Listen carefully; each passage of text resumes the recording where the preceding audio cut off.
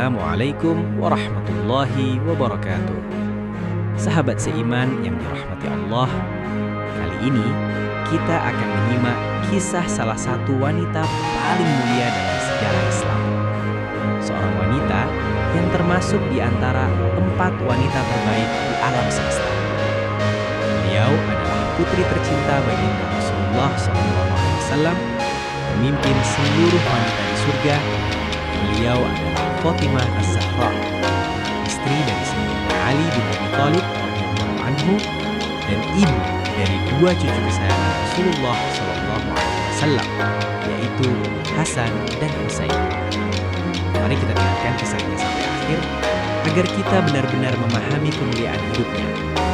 Fatimah Az-Zahra lahir sekitar 5 tahun sebelum Nabi Muhammad SAW diangkat menjadi Rasul.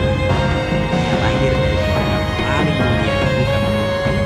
Ayahnya adalah Nabi Muhammad SAW dan ibunya adalah Khadijah binti Khuwailid, wanita pertama yang memeluk Islam.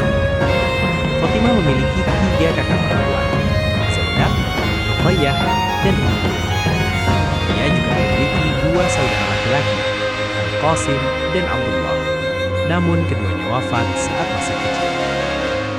Sejak kecil, Fatimah dikenal sebagai putri yang sangat mirip dengan Rasulullah. Bukan hanya wajahnya, tetapi juga cara berbicara, akhlak, dan gerak-geriknya. Aisyah radhiyallahu anha pernah berkata, "Aku tidak pernah melihat seseorang yang paling mirip dengan Rasulullah dalam cara berbicara selain Fatimah." Rasulullah sangat mencintai putrinya ini. Setiap kali beliau pulang dari perjalanan, orang pertama yang beliau temui adalah Fatimah. Dan ketika Fatimah datang mengunjungi ayahnya, Rasulullah akan berdiri, menyambutnya, lalu mencium putrinya dengan penuh kasih sayang. Karena begitu besar cinta Fatimah kepada ayahnya, Rasulullah bahkan menjulukinya dengan gelar yang sangat istimewa, Ummu Abiha, yang artinya ibu bagi ayahnya. Sebuah gelar kehormatan yang menunjukkan betapa besar perhatian dan pengorbanan Fatimah kepada Rasulullah. Bahkan Rasulullah pernah bersabda, "Fatimah adalah bagian dariku. Siapa yang membuatnya marah, berarti telah membuatnya marah." Sejak kecil, Fatimah sudah menunjukkan keberanian yang luar biasa. Suatu hari Rasulullah sedang sholat di dekat Ka'bah. Ketika beliau sujud, beberapa orang kafir Quraisy meletakkan kotoran unta di punggung beliau. Mereka tertawa mengejek Nabi.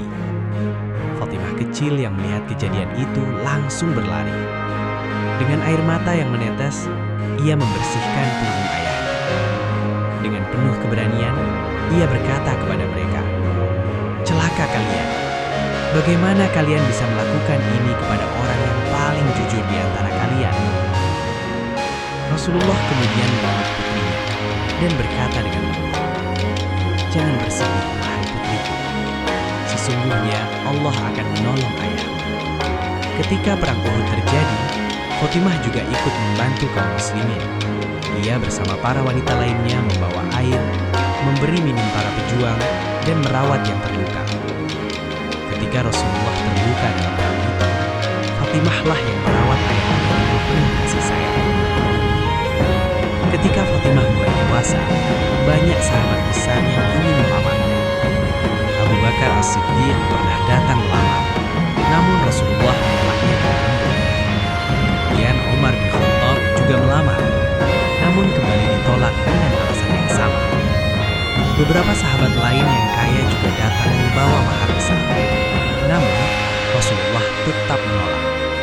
Hingga suatu hari, datanglah seorang pemuda sederhana. Ia dibesarkan di rumah Rasulullah dan selalu berada di sisi beliau sejak kecil. Pemuda itu adalah Ali bin Abi Thalib. Dengan penuh rasa gugup, Ali datang menghadap Rasulullah. Ia bahkan tidak mampu berbicara karena rasa malu. Rasulullah tersenyum dan berkata, "Wahai Ali, apakah engkau datang untuk melamar Fatimah?" Ali pun mengangguk. Rasulullah kemudian bertanya, "Apa yang kau miliki untuk mahar?" Ali menjawab dengan jujur, "Aku hanya memiliki pedang, baju besi, dan seekor unta." Rasulullah lalu berkata, "Pedangmu kau butuhkan untuk berperang, dan untamu untuk bekerja." Maka baju besi itu menjadi mahar bagi Fatimah. Dan dengan izin Allah, Rasulullah menikahkan Ali dengan putrinya, Fatimah. Pernikahan mereka sangat sederhana. Mahar hanya sekitar 400 dirham dari hasil penjualan baju besi Ali. Peralatan rumah tangga mereka pun sangat sederhana. Hanya bantal dari serat kurma, kendi air, dan alat penggiling gandum. Namun, rumah sederhana itu dipenuhi oleh iman, cinta, dan keberkahan. Fatimah hidup dengan sangat sederhana. Ia menggiling gandum dengan tangannya sendiri, hingga tangannya sering lecet. Ia mengambil air dari sumur, hingga pundaknya terasa sakit. Melihat itu, Ali merasa sedih. Suatu hari mereka meminta pembantu kepada Rasulullah. Namun Rasulullah berkata, "Aku tidak bisa memberi pembantu, sementara orang-orang miskin di Masjid Nabawi lebih membutuhkan." Namun beliau memberikan sesuatu yang lebih baik. Beliau mengajarkan zikir sebelum tidur. Subhanallah 33 kali, Alhamdulillah 33 kali, Allahu Akbar 33 kali. Zikir ini kemudian dikenal sebagai tasbih Fatimah. Fatimah juga dikenal sangat dermawan. Suatu hari dia dan keluarganya bernazar berpuasa 3 hari. Namun ketika waktu berbuka tiba, datang orang miskin meminta makanan. Mereka pun memberikan makanan itu. Hari kedua datang lagi yang makanan kembali diberikan. Hari ketiga datang seorang tawanan, dan mereka kembali memberikan. Akhirnya mereka berbuka hanya dengan air. Peristiwa ini diabadikan dalam Al-Quran Surat Al-Insan ayat 8 dan 9. Setelah Rasulullah wafat, Fatimah hidup dalam kesedihan yang sangat dalam. Ia sering menangis karena merindukan ayahnya.